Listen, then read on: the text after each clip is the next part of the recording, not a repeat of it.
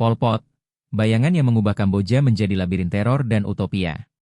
Pol Pot, yang memiliki nama asli Salotsar, lahir pada 19 Mei 1925 di Prey Veng, Kamboja, dalam sebuah keluarga sederhana yang memiliki aspirasi pendidikan dan sangat dipengaruhi oleh tradisi pedesaan serta hierarki lokal.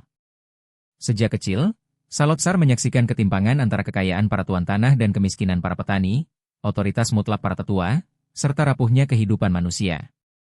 Pengalaman awal ini menanamkan dalam dirinya gagasan kaku tentang ketertiban, keadilan, dan terutama kebutuhan untuk membangun kembali masyarakat dari akarnya, sesuai visinya sendiri, yang kelak berubah menjadi sesuatu yang mutlak dan menakutkan. Pada masa mudanya, Pol Pot belajar di Phnom Penh lalu pergi ke Paris, tempat ia dipengaruhi oleh gagasan komunis, Marxis, dan revolusioner yang beredar di kalangan intelektual.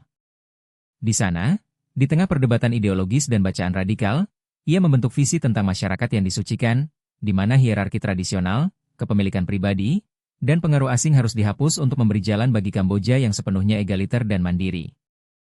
Pemikirannya, meski tanpa akademis, menyembunyikan kekakuan ideologis yang bertahun-tahun kemudian berubah menjadi kebijakan teror. Sekembalinya ke Kamboja pada 1950-an, Pol Pot bergabung dengan gerakan komunis lokal, memperoleh pengaruh di kalangan petani, dan membangun jaringan bawah tanah yang kemudian menjadi Khmer Merah. Pidatonya sederhana namun kuat. Sebuah Kamboja tanpa korupsi, ketidaksetaraan, dan eksploitasi, di mana kehidupan pedesaan dan kolektivisme menjadi pilar negara baru. Tetapi di balik utopia itu terdapat perhitungan dingin dan tekad keras untuk menghilangkan setiap oposisi, nyata atau yang dianggap, dengan metode yang melampaui imajinasi siapapun. Pada tahun 1975, setelah jatuhnya Phnom Penh, Pol Pot dan Khmer Merah mengambil alih Kamboja. Pol Pot menjadi arsitek dari sebuah proyek yang ia anggap sebagai revolusi moral dan sosial. Dalam hitungan hari, ibu kota dan kota-kota lain dikosongkan, dan jutaan orang dipaksa pindah ke pedesaan. Di sana, di bawah disiplin ketat rezim, setiap warga diharapkan berkontribusi pada upaya kolektif, tanpa kepemilikan pribadi, tanpa agama, tanpa sekolah tradisional, tanpa kehidupan keluarga seperti sebelumnya. Visi Pol Pot tentang Kamboja yang disucikan berubah menjadi mesin pemusnah tanpa suara. Pengejaran terhadap masyarakat sempurna berubah menjadi genosida sistematis. Kaum intelektual, profesional, minoritas etnis, pemeluk agama, dan siapapun yang dianggap ancaman bagi utopianya dibunuh atau dipaksa bekerja hingga mati di kamp kerja paksa.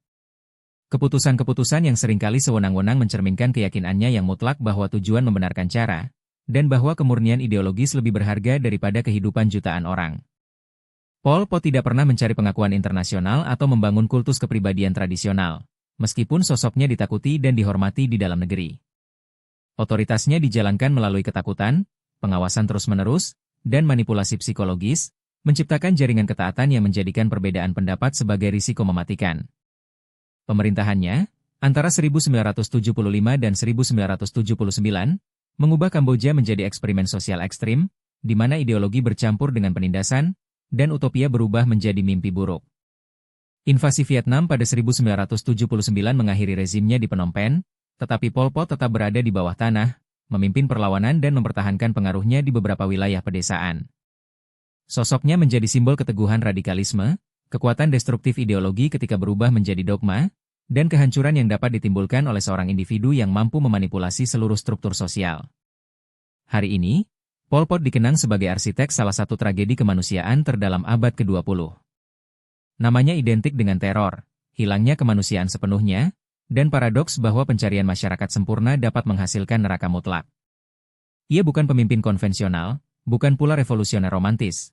Ia adalah ahli kontrol total, pemaksaan ideologi, dan transformasi rasa takut menjadi alat politik. Kisah Pol Pot juga merupakan kisah Kamboja, sebuah negara yang menderita kediktatoran, invasi, dan genosida, namun tetap bertahan, mengingat, dan membangun kembali.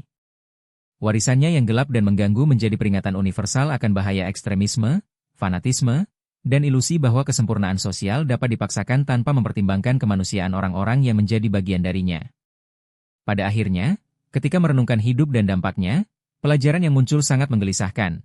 Kemampuan seorang individu untuk mendominasi dan menghancurkan dapat sama kuatnya dengan kekuatan politik atau militer manapun, dan kerentanan masyarakat terhadap pemimpin absolut menunjukkan bahwa sejarah manusia tidak selalu ditulis dengan keadilan atau akal sehat. Dan demikianlah, Pol Pot menjadi simbol universal bahwa kebesaran tidak selalu terletak pada membangun, tetapi terkadang pada menghancurkan, dan bahwa bayangan satu orang dapat meluas kejutaan kehidupan, mengubah ingatan dan nasib seluruh bangsa. Jangan lupa like, bagikan, dan tinggalkan komentar. Tulis siapa yang ingin kamu lihat di video berikutnya, cerita berikutnya bisa jadi pilihanmu.